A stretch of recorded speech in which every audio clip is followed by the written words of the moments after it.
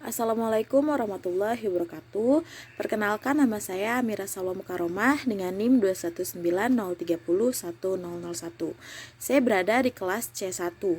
Pada kesempatan kali ini saya akan menjelaskan buku kerja yang ke-10 yang berjudul Identifikasi Akses Pembiayaan atau Modal Usaha Baru.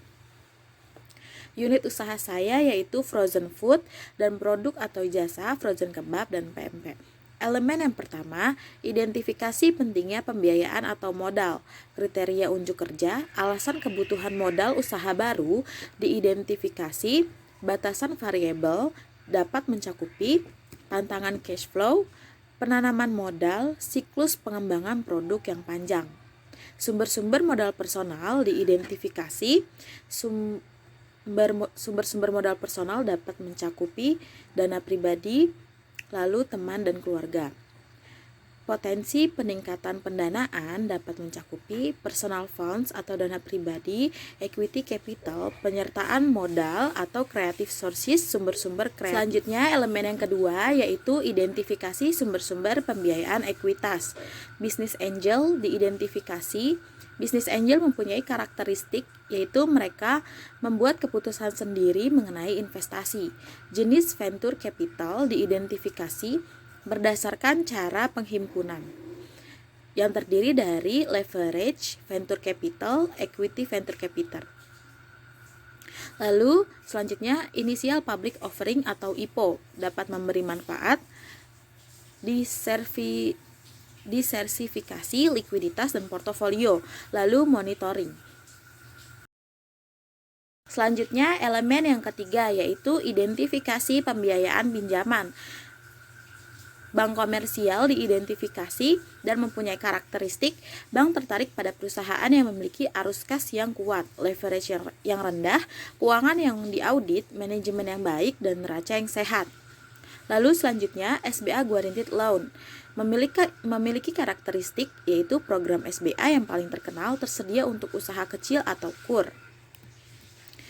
Lalu sumber-sumber pinjaman lain diidentifikasi teman dan keluarga, lalu yang saya pilih jaringan langganan peer-to-peer, lalu organisasi yang meminjamkan uang ke kelompok.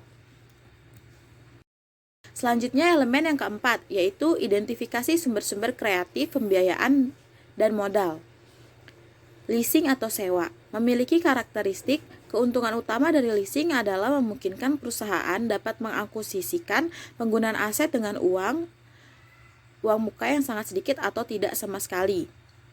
Lalu leasing juga hampir selalu lebih mahal daripada membayar utang tunai untuk barang. Jadi kebanyakan pengusaha menganggap leasing sebagai alternatif untuk ekuitas atau pembiayaan hutang. Lalu SBIR, Small Business Innovation Research, dan STTR, Small Business Technology Transfer Grant Programs diidentifikasi. Program ini memberikan hibah tunai kepada pengusaha yang mengerjakan proyek di area tertentu.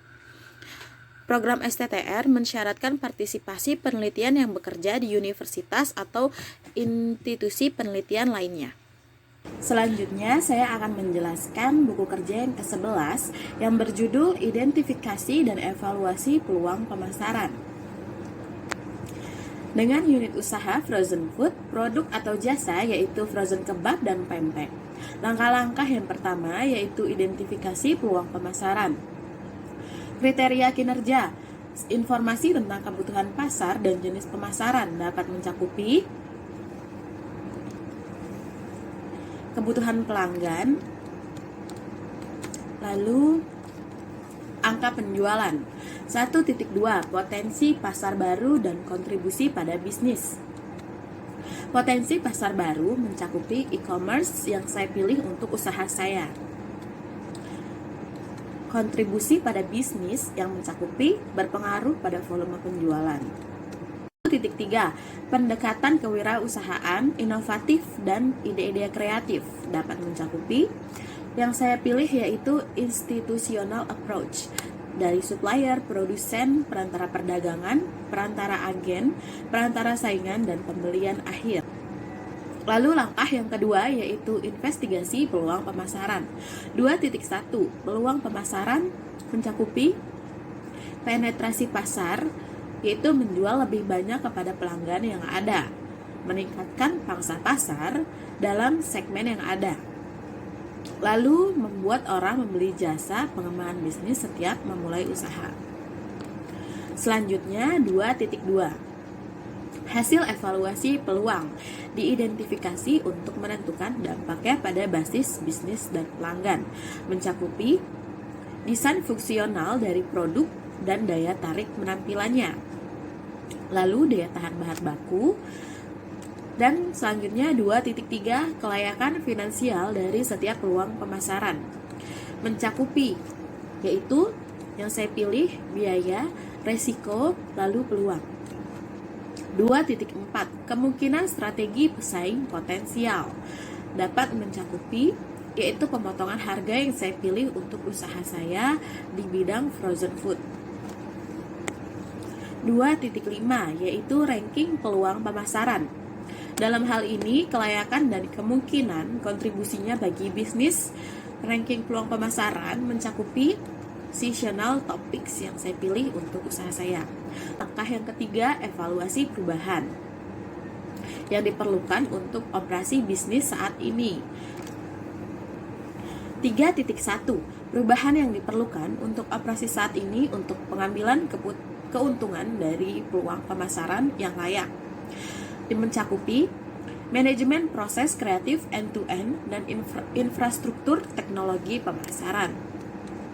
3.2 perubahan organisasi untuk layanan basis pelanggan yang meningkatkan atau berbeda termasuk penyediaan untuk kualitas layanan berkelanjutan kepada pelanggan yang sudah ada. Perubahan organisasi mencakupi yaitu struktur organisasi berbasis produk, lalu saya pilih struktur organisasi berorientasi pelanggan. 3.3 perkiraan kebutuhan sumber daya untuk operasi yang diubah, yaitu peralatan yang saya pilih, lalu biaya produksi. 4 komunikasi kelayakan membuat perubahan pada operasi saat ini kepada pemangku kepentingan utama. Komunikasi kelayakan yang saya pilih yaitu tenaga pemasaran, pemilik, dan staf produksi. Sekian buku kerja yang ke-10 dan 11 milik usaha saya. Terima kasih sudah menonton, kurang lebihnya mohon maaf. Wassalamualaikum warahmatullahi wabarakatuh.